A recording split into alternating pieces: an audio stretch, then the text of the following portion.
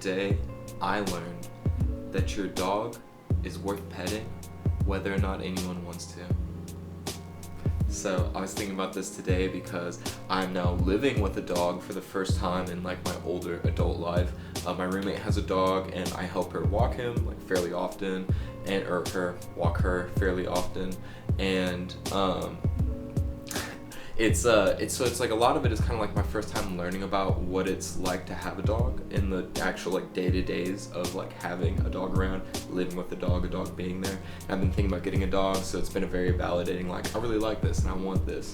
But today I was taking her for a walk, and as I was coming back in, someone wanted to pet her, and I realized I could kind of, at this point after so many walks, I could kind of vibe out if the dog is going up to her and she wants to pet the dog.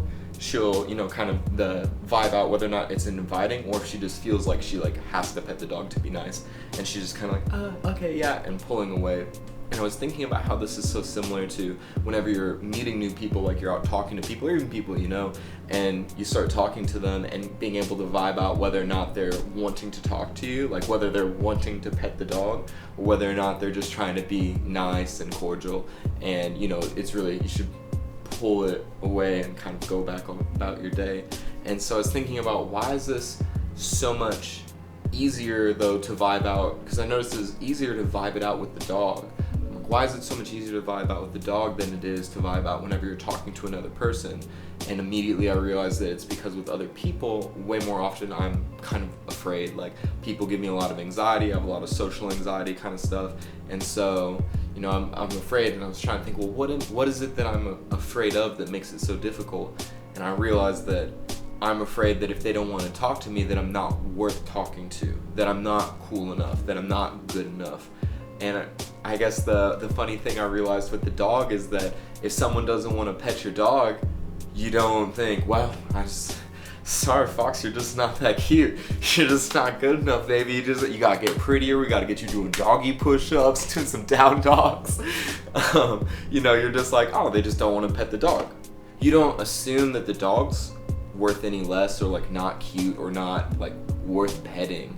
But whenever it's you and someone doesn't want to talk to you, you assume that you aren't worth it. Or I assume that I'm not worth it. I mean, maybe you're doing great, and I hope you are, because I love you. But I assume that maybe I'm not good enough.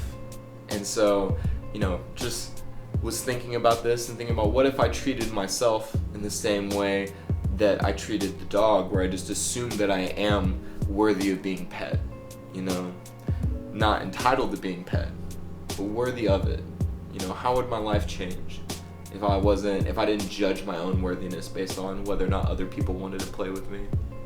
So that's what I learned today. My name is Alex Earnest. Thank you all so much. Thank you all for the nice words, all the love and support, sharing, commenting, liking, subscribing. All of that helps more people see it, so I really appreciate it. Plus, it makes me feel good. So I really appreciate it. I love you all so much. I hope you're having the best day you can. Goodbye. Stay.